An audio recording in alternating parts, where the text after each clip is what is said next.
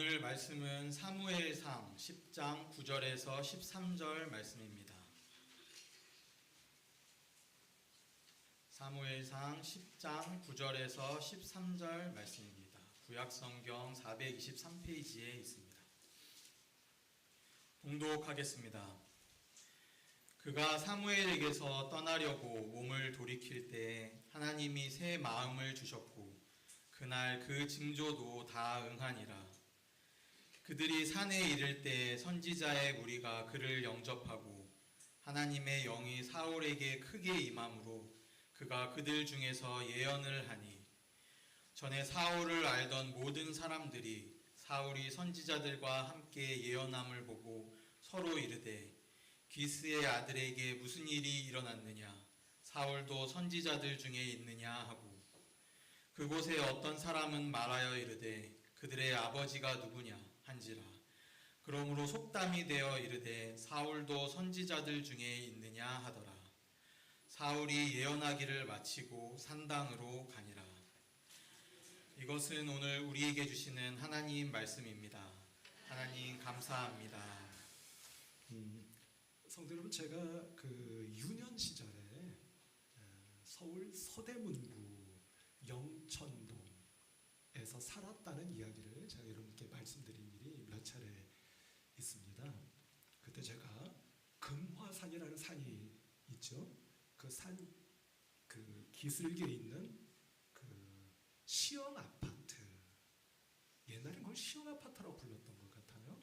거기서 저희 가족이 살다가 이제 은평구 쪽으로 이렇게 들어오게 되었는데 그때 제가 금화 국민학교, 그러니까 초등학교에 입학을 했었습니다. 1년 다니다가 이제 은평구 쪽으로 전학을 오게 된 것이죠. 학교를 가려면 두 가지 길이 있었습니다. 하나는 서대문 로타리로 가는 큰 도로가 하나 있었고요. 그리고 혹시 아시는 분 계실지 모르겠습니다만 영천시장이라는 시장이 지금도 있습니다. 그 시장 안길, 시장 통이죠. 그 안길로 오가는 길이 있었습니다. 저는 뭐 아주 어린 시절이었으니까 거리상 가까운 쪽, 그러니까 영천시장 안 시장 통으로 학교를 오갔던 기억이 나는데요. 그게 벌써 50년 전 일입니다. 근데 그때 시장 안을 제가 오가면서 그 봤던 그 기억들 가운데 참 희한한 장면이다 했던 것이 두 장면이 떠오릅니다. 그러니까 두 곳이 있었는데요. 하나는 여러분 옛날에 그 당시만 해도 덴뿌라 들어보셨죠? 지금 우리말로 하면 뭡니까? 어묵 이렇게 부르죠. 그 덴뿌라, 어른들이 덴뿌라라고 불렀어요. 일본말 아닙니까?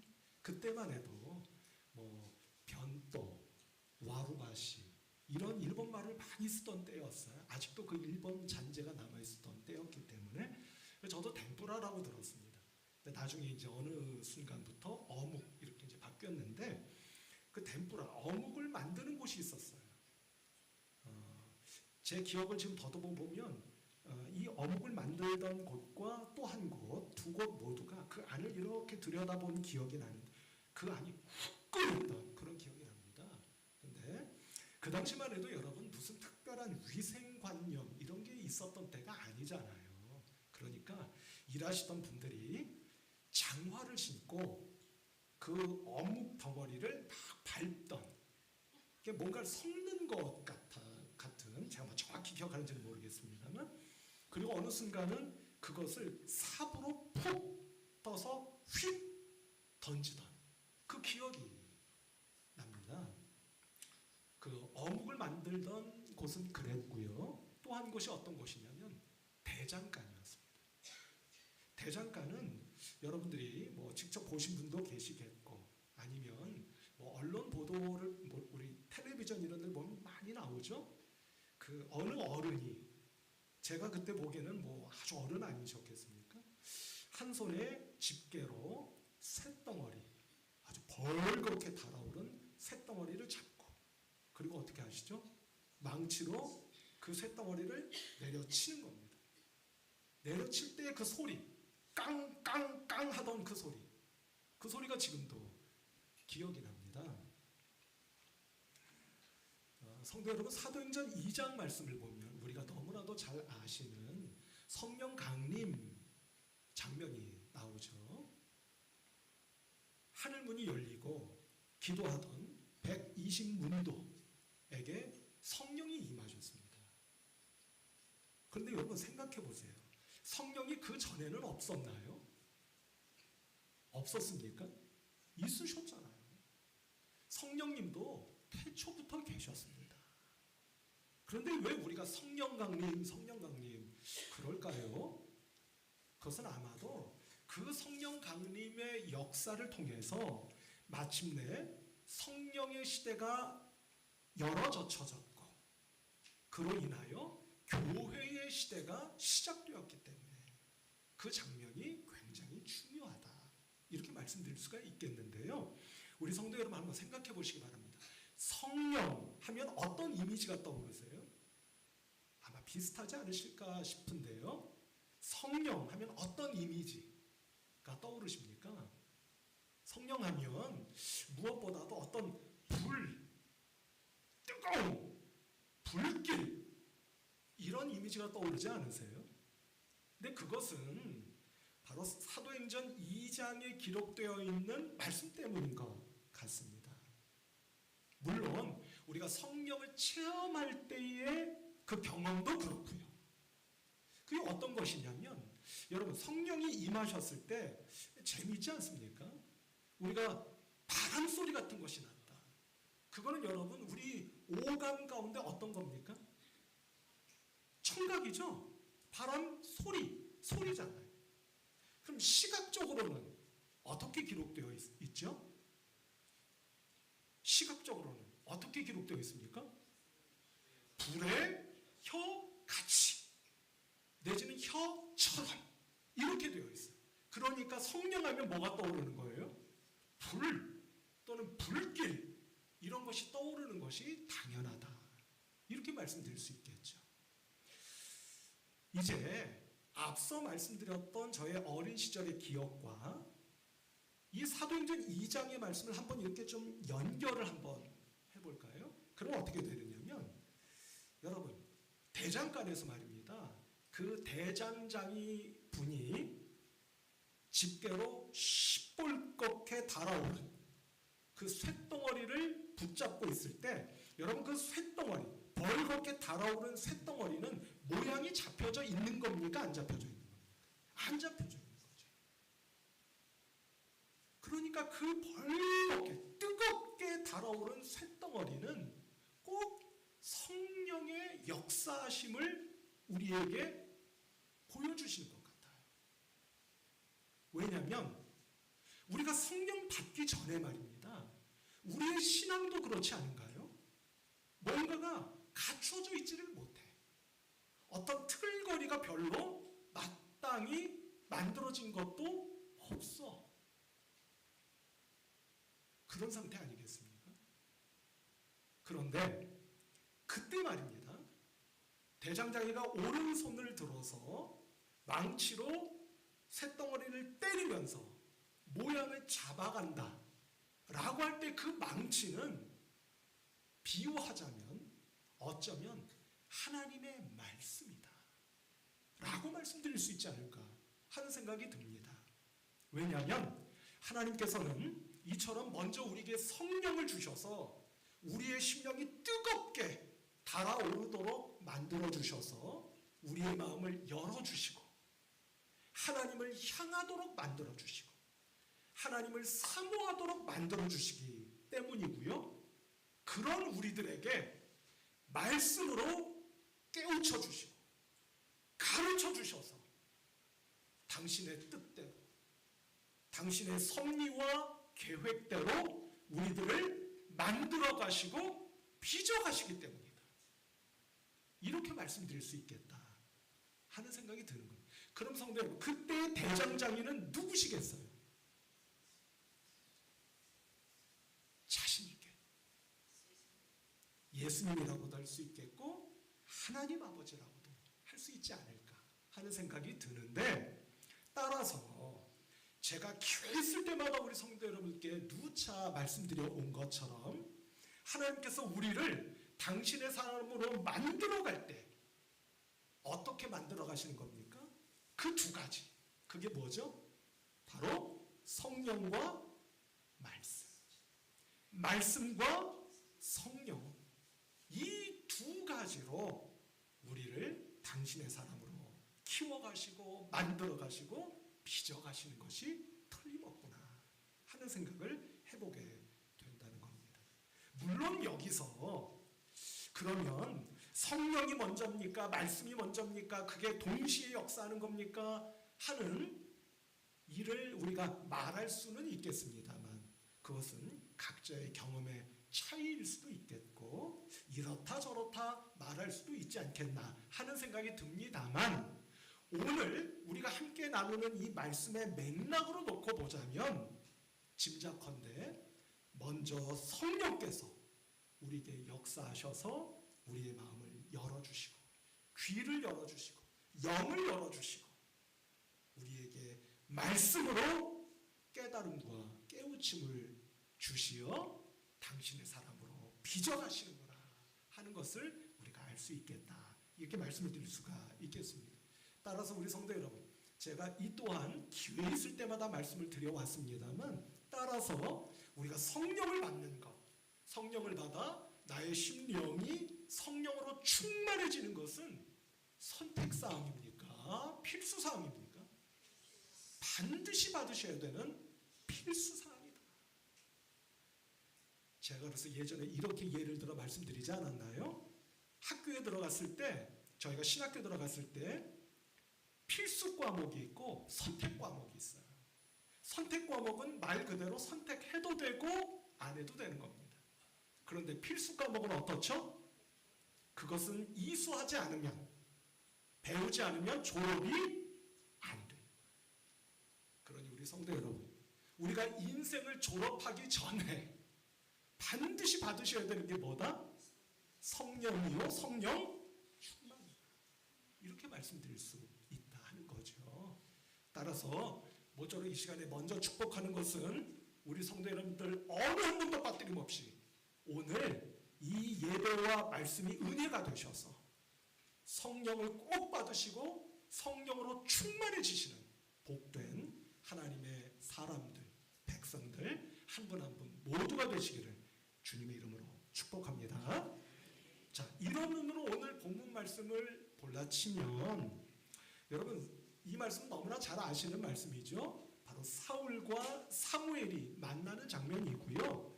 이 만남을 통하여 사무엘이 사울을 이스라엘의 왕으로 세우는 장면의 말씀입니다. 근데 여러분 이 장면의 말씀을 가만히 보면 아주 재미있는 말씀이 있습니다. 뭐냐면 9절 말씀 한번 보도록 할까요? 9절 말씀을 제가 한번 읽어볼게요.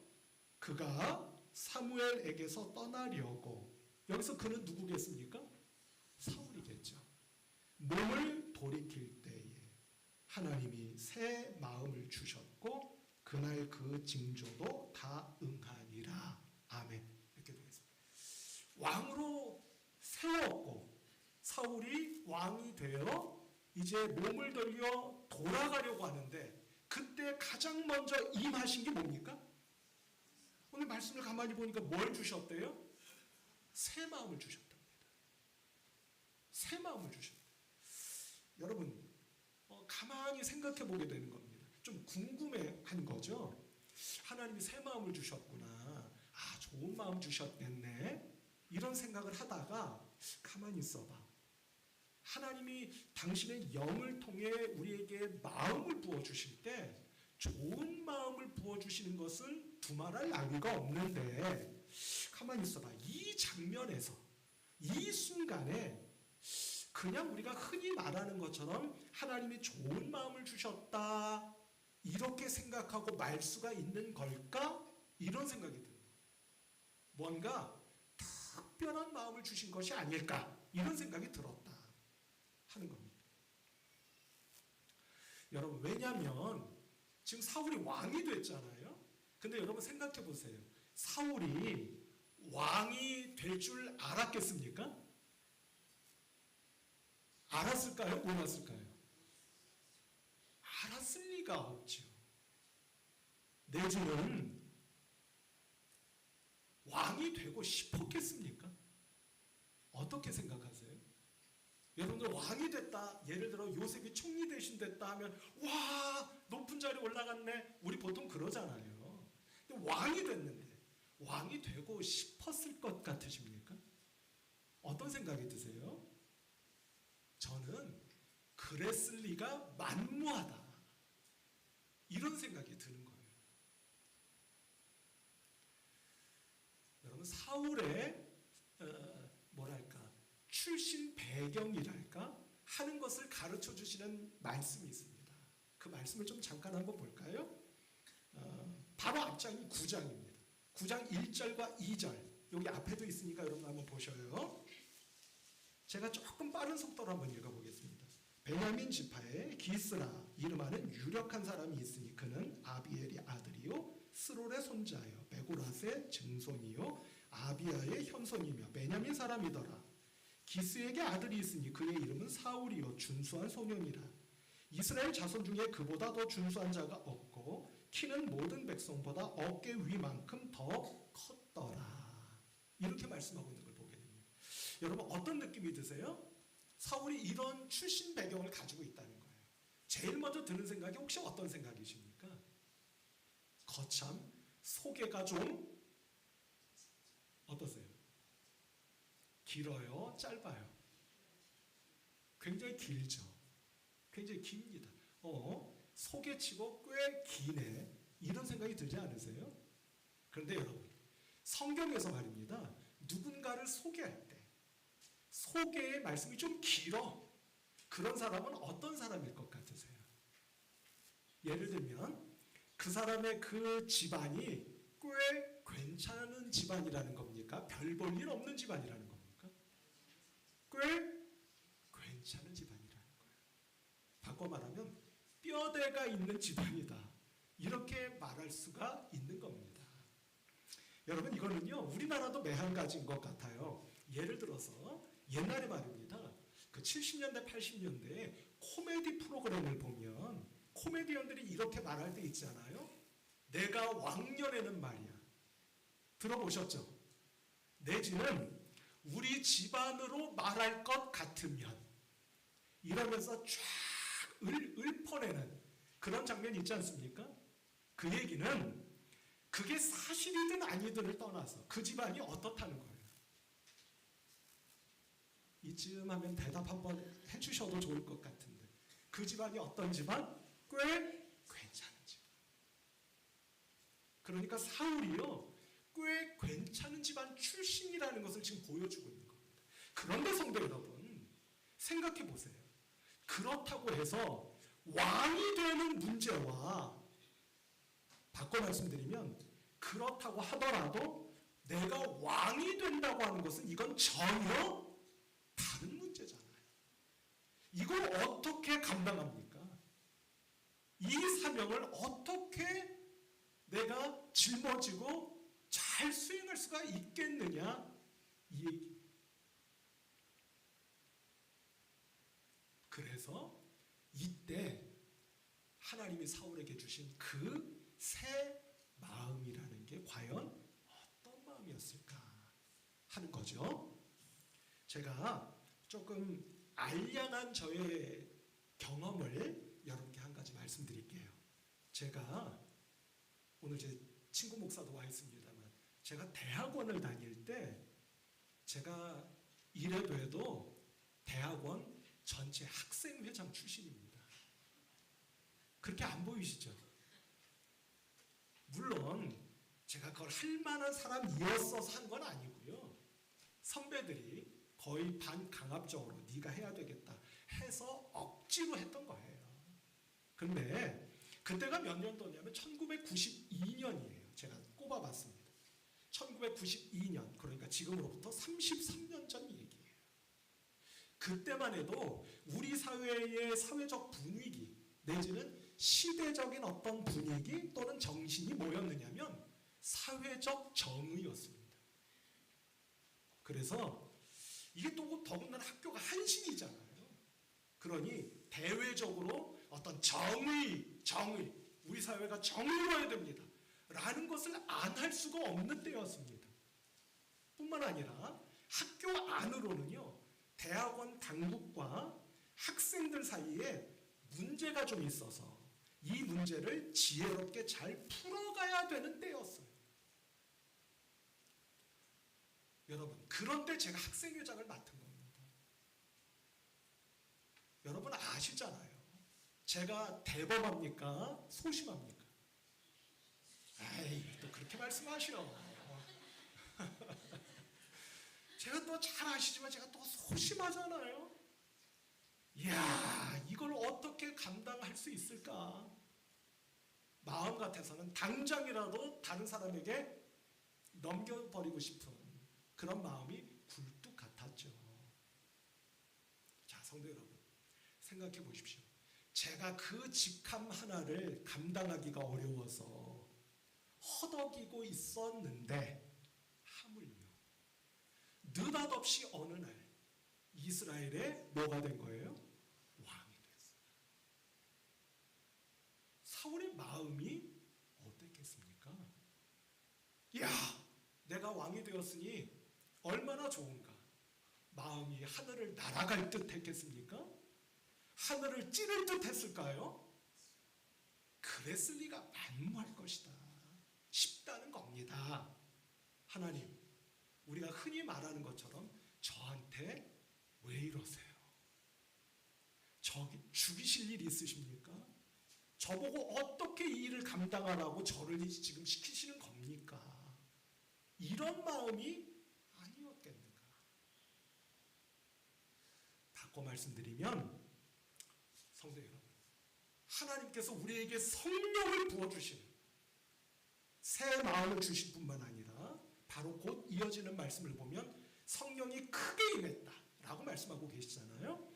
우리에게 이처럼 새 마음을 주심과 동시에 성령을 부어주시는 때는 어느 때이냐면 바로 지금의 사울처럼 하나님, 제가요 도저히 이것을 제 힘과 능력으로는 감당할 수가 없겠습니다.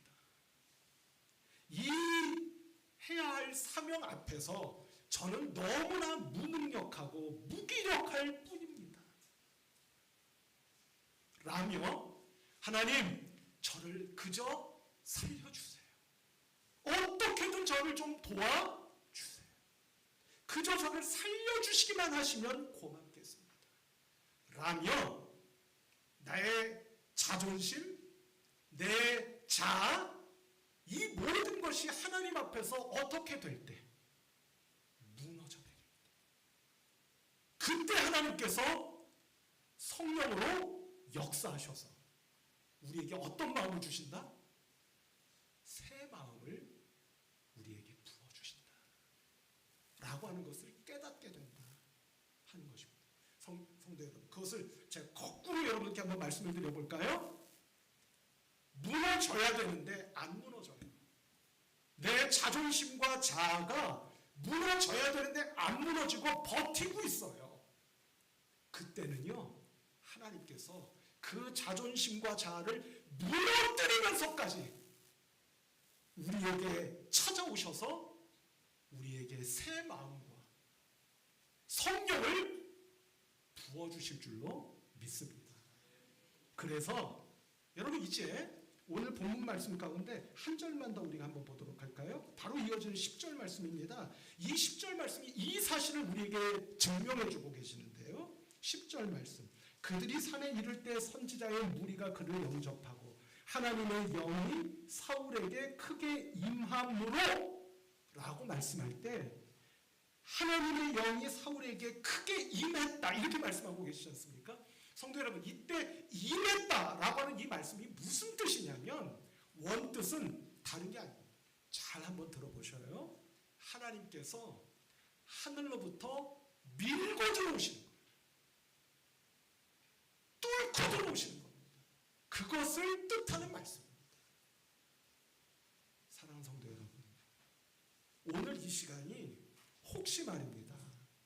여러분들에게 어려운 문제가 있고 어떤 난관에 부딪혀서 하나님 이 도와주셔야지. 제가 어찌할 수가 없습니다. 하나님 그저 저를 살려만 주시고 도와주시기를 원합니다. 하는 때요 그 마음이요 그 자리이십니까? 오늘 이 시간 이 자리야말로 그런 여러분들이 성령을 받으셔야 되는 때인 줄로 믿습니다. 성령을 충만하게 힘입으셔야 되는 자리인 줄로 믿습니다. 하나님께서 어떻게 해요? 내 마음속에 밀고 들어오셨어요. 내 마음을 내 마지막 방어막인 그 자존심과 자아까지도 뚫고 들어오셔서 말입니다. 그래서 내 마음속에 새 마음을 주시는 하나님의 은혜. 그래서 오늘 이 예배를 드리고 말씀이 은혜가 되고 성령께서 새 마음을 주신 이후 예배실 문을 열고 나가는 그 순간 하나님 제가 견딜 수 있겠습니다. 제가 이 일을 어떻게든 풀어가게 될 것을 믿습니다 하는 믿음이 여러분들의 심령 가운데 충만해지시는 복된 우리 성도 여러분들 한 분 한 분 모두가 되시기를 우리 주님 예수 그리스도의 이름으로 축복합니다. 그것이 바로 오늘 우리 성도 여러분들에게 주시는 하나님의 성령의 은혜요 충만하신 역사라고 하는 것을 꼭 기억하시고 특별히 성도 여러분 지금은 성령 강림 절기지 않습니까? 우리가 마태복음 7장 말씀을 보면 주님께서 이렇게 말씀하시죠.